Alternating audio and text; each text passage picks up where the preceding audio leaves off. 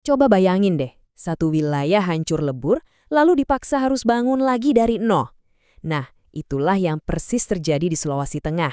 Kali ini kita bakal bedah tuntas sebuah laporan penting yang nunjukin gimana mereka berjuang buat bangkit. Dan yang lebih penting lagi, pelajaran apa sih yang bisa kita ambil bareng-bareng soal membangun ketahanan yang sesungguhnya. Yuk, kita mulai.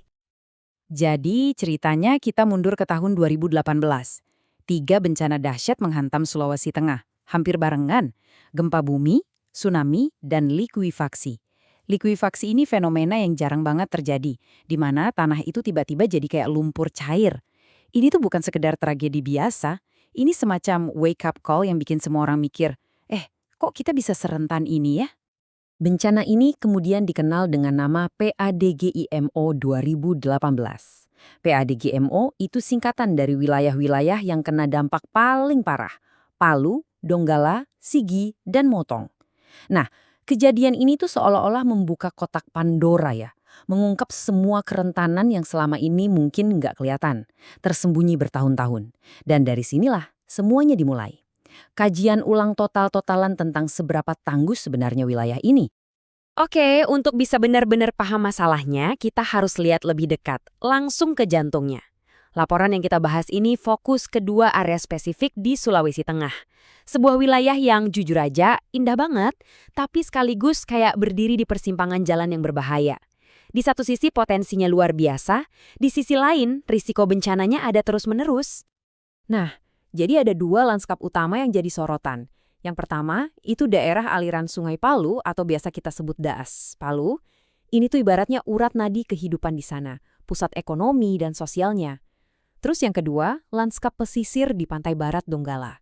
Disinilah kebanyakan penduduk tinggal, jadi kebayang ya, dua-duanya ini penting banget, indah, tapi sayangnya rentan banget juga. Terus pertanyaannya, apa sih yang bikin wilayah ini jadi bahaya banget? Ternyata ini bukan cuma soal satu ancaman tunggal, bukan. Ini tuh kombinasi dari berbagai macam resiko yang numpuk jadi satu. Ibaratnya menciptakan, badai yang sempurna dari berbagai risiko. Oke, ancaman yang pertama itu datang dari bawah kaki kita sendiri, geologi. Jadi wilayah ini tuh letaknya pas banget di atas patahan Palu Koro. Dan patahan ini aktif banget, artinya apa? Artinya risiko gempa, tsunami, bahkan likuifaksi itu bukan lagi soal kalau-kalau terjadi, tapi lebih ke kapan bakal terjadi. Ini fakta geologis, nggak bisa kita apa-apain. Ancaman yang kedua datangnya dari atas, hidrometeorologi. Nah, ini yang menarik. Laporan ini dengan jelas banget bilang kalau ini ada hubungannya sama perubahan iklim. Banjir jadi makin sering, kekeringan makin panjang. Ini udah bukan cuaca biasa lagi loh. Ini udah jadi pola baru yang serius mengancam panen, mata pencaharian, kehidupan sehari-hari warga di sana. Sebagai respon atas semua ini, pemerintah akhirnya menetapkan 4 zona risiko bencana atau ZRB. Simpelnya gini, zona 1 itu yang paling aman, boleh buat pembangunan. Nah, sampai ke zona 4, ini zona merah, terlarang. Nggak boleh ada bangunan, cuma boleh jadi taman atau monumen. Di atas kertas sih, ini kelihatan logis banget ya, ngatur tata ruang berdasarkan risiko. Tapi pertanyaannya, beneran cukup nggak sih? Jadi, rencananya udah ada, peta zona risikonya juga udah dibuat. Kelihatannya udah oke kan? Tapi, laporan ini nemuin satu masalah yang krusial banget, yang kayaknya tersembunyi di balik itu semua. Ternyata ada kabel yang putus dalam sistem kebijakannya sendiri. Nah, ini dia nih biang keroknya. Bayangin aja ada 2 tim yang kerja buat ngurusin masalah ini. Di satu sisi ada tim pengurangan risiko bencana atau PRB, fokus mereka itu ke bencana yang datang tiba-tiba, kayak gempa. Di sisi lain ada tim adaptasi perubahan iklim atau API. Mereka fokusnya ke ancaman jangka panjang, kayak naiknya permukaan air laut. Kedengarannya bagus kan? Masalahnya, 2 tim ini kerjanya sendiri-sendiri di kamar yang beda. Seolah-olah gempa dan perubahan iklim itu 2 hal yang nggak ada hubungannya sama sekali. Ada satu kutipan keren banget dari laporan ini yang benar-benar ngena. Bencana dan lingkungan itu seperti 2 sisi dari satu koin yang sama. Kalau lingkungannya rusak, ya tinggal tunggu aja bencananya datang. Simpel kan? Nah, kebijakan yang jalan sendiri-sendiri tadi tuh gagal total buat ngelihat kebenaran sesederhana ini. Mereka seakan lupa kalau kita ngerusak lingkungan, itu sama aja kayak kita lagi ngundang bencana buat datang. Dan ini bukan cuma omong kosong loh, ada datanya. Coba deh lihat grafik ini. Jadi, laporan ini tuh ngeriting berbagai dokumen kebijakan. Dan hasilnya, semuanya dapat nilai sedang. Artinya apa? Artinya mereka sadar sih kalau integrasi itu penting, tapi prakteknya ya masih setengah-setengah. Belum ada yang benar-benar ngerjain ini secara serius dan sistematis. Oke, jadi kalau masalahnya adalah kabel yang putus, solusinya ya harus disambungin lagi. Untungnya laporan ini nggak cuma kritik doang. Mereka juga nawarin sebuah cara berpikir yang baru, yang lebih menyeluruh buat ngebangun solusi yang beneran bisa jalan.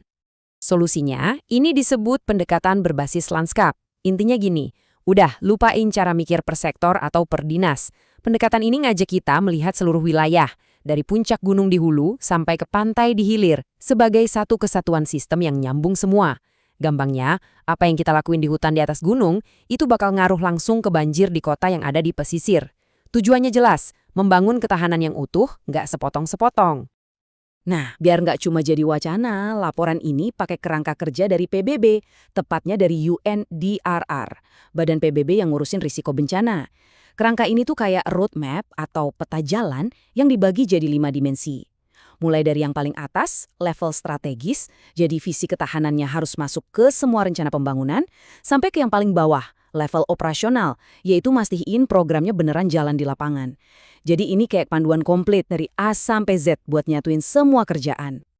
Oke, kerangkanya udah jelas. Sekarang waktunya kita pindah dari teori ke aksi. Yuk kita lihat langkah-langkah konkret apa aja sih yang direkomendasiin buat ngebangun ketahanan yang sesungguhnya di lapangan.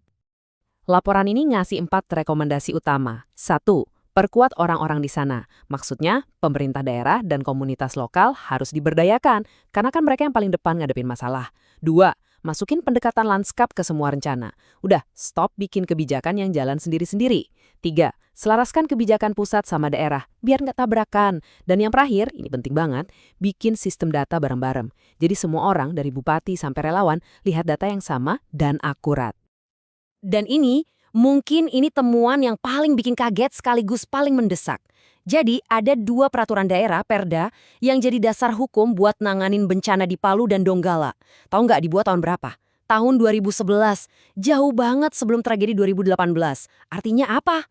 Artinya, aturan main mereka itu sama sekali nggak mencerminkan pelajaran super mahal yang udah mereka dapetin. Ini sih harus segera banget direvisi. Oke, jadi kita tutup pembahasan ini dengan satu pertanyaan pamungkas. Kita udah lihat kan, ada banyak banget rencana, kebijakan, peta-peta zona, dokumennya numpuk. Tapi pertanyaan besarnya nggak berubah.